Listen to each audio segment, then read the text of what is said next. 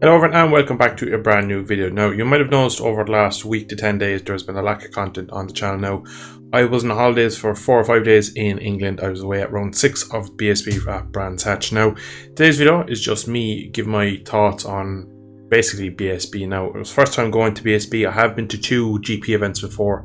I was at Silverstone in 2016 and Misano in 2019. So I'm just kind of comparing them to what I experienced over the last weekend at BSB. And first off, in my head going, and it was probably a preconception that a lot of people might have that aren't either familiar with BSB. Now, I follow BSB, but I follow GP, World Superbike, and Formula 1 probably more. So BSB is kind of, I keep an eye on it, but I don't tune in every week, and I wouldn't watch a whole weekend, which is something I'm probably going to change after going, because how it changed my outlook on the whole class really. But going actually to track, in my head I was thinking Superbike class is going to be quite professional, everything's going to be as you'd imagine, but I thought the lower classes would be a bit more just above club level is what someone said to me, and it was kind of what you think in your head. Now maybe I'm the only one that kind of had that impression going, but for whatever reason, just because you're used to your MotoGP, your Moto3, your Moto2, and you're so kind of probably thinking that they're the premier class, they're going to be so much better. But I was completely wrong about BSB in my head, and whatever preconception I had going, that basically all 6 or 7 classes, there's so many classes, so you never have any break between action on track. You have 10 minutes between every session, which is just enough really to go get some refreshments or a bathroom break or whatever if you're in a grandstand, or as I was doing on Friday, reposition on a different part of the track. It simply is probably the best you can go for bike racing in terms of the access you get to the track. Particularly now at Brands Hatch, I was able to get really close in corners such as hard turns, for example. I was right on the inside. Now I'll have some pictures and clips throughout this video thrown up just showing it off. Now they're all recorded on my phone, so none of them are going to be amazing, but you'll get an idea how close I could get at certain corners. The final corner, the views in there, I was just, as you come into the final corner, there's a bridge you can go over, and you're standing just before the bridge. You're probably 3 meters away from the track. You are literally right on top of it. It's pretty special. So from viewer point, BSB has blown every expectation out of the water. I cannot wait to go back. I was there all day Friday, all day Saturday, all day Sunday. Even in the rain, Saturday I stayed, and I was really glad I did, because I was at Surtees Corner for race 1, which was in the rain, and there was so many moments coming out of the corner. Obviously the Superbike class does not have any electronic aids, and to see them do their stuff in the rain at a track that's so technical as Brands Hatch and so quick, it was pretty special. It was such a shame it got red flagged, as I was really urging on Jack Henley for the podium. He came P4, he was P5, P3, P4, and at one point he was just getting really smooth, and I genuinely thought he had a good chance of podium, but Leon Hasman's engine went pop. Well, it didn't go pop, but it did drop some oil. I actually have pictures of the Pilgrims drop area of the track where you can actually see droplets of oil. I'll put that on screen now. But in terms of viewership, it blows MotoGP out of the water.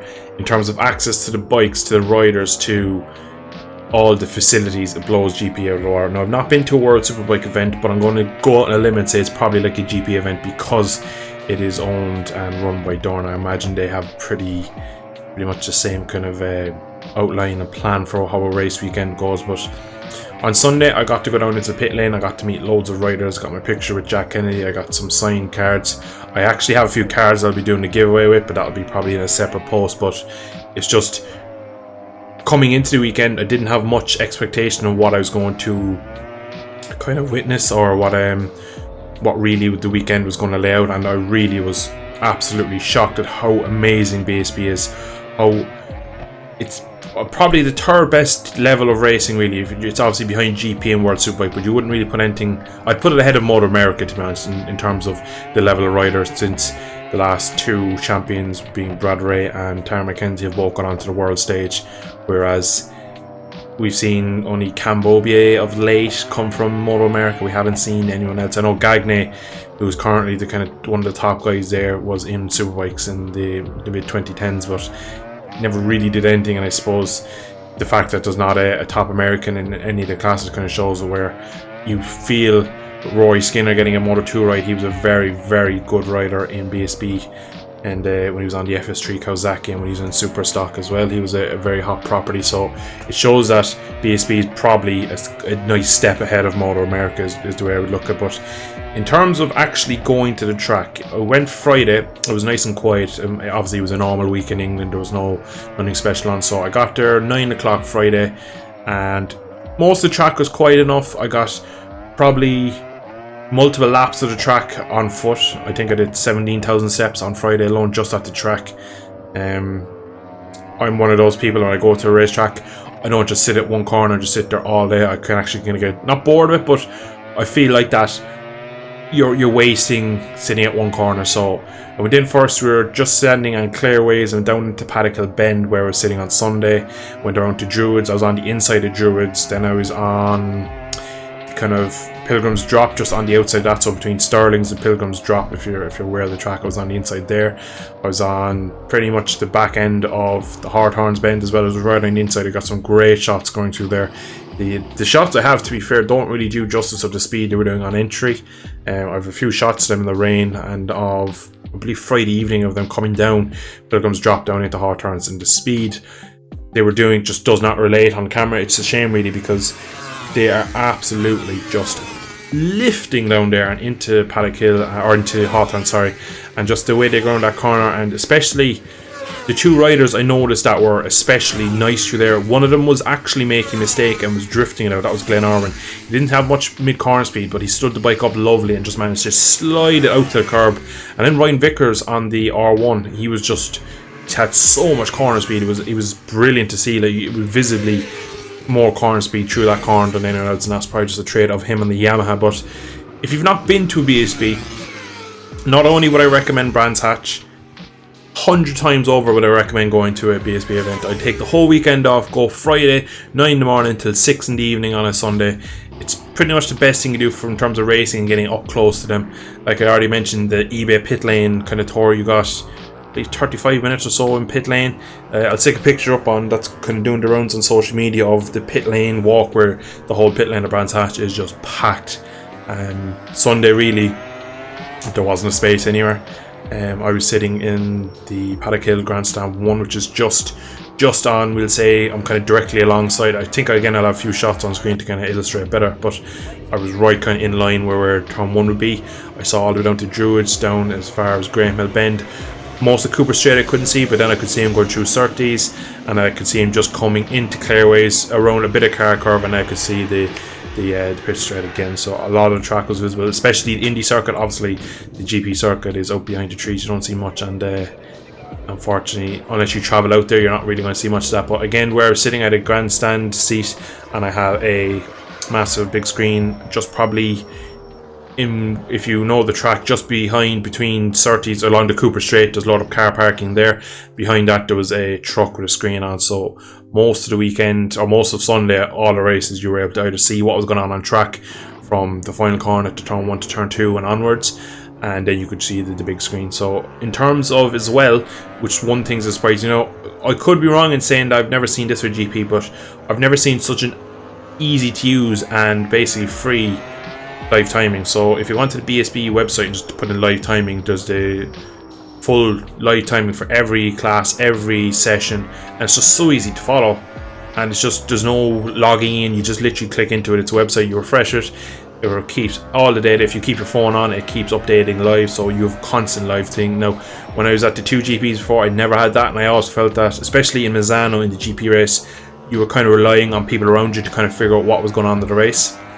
You could kind of make out the order by what way they came past, but you didn't really know if we're on lap 10, 11, 12, whatever. Whereas on the website, you could just see it. I was like, oh, we're coming on to penultimate lap now, and Orwin is right on his back wheel. He's going to have to try something this lap, and it's just, it was as a viewer, it's the best experience I'll ever have, I reckon, at a racetrack. It was second to none, really. Like, I hold Silverstone and Misano really highly regarded because of, you're getting to see, like, I saw Valentino twice, I saw Marquez. You see the best riders in the world on what would be the best equipment in the world.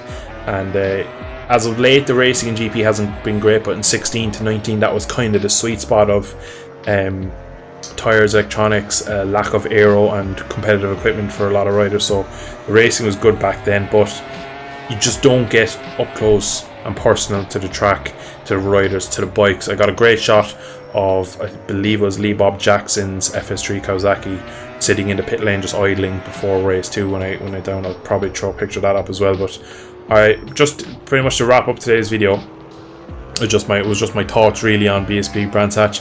Brands Hatch as a track is amazing. It's in the middle of nowhere though.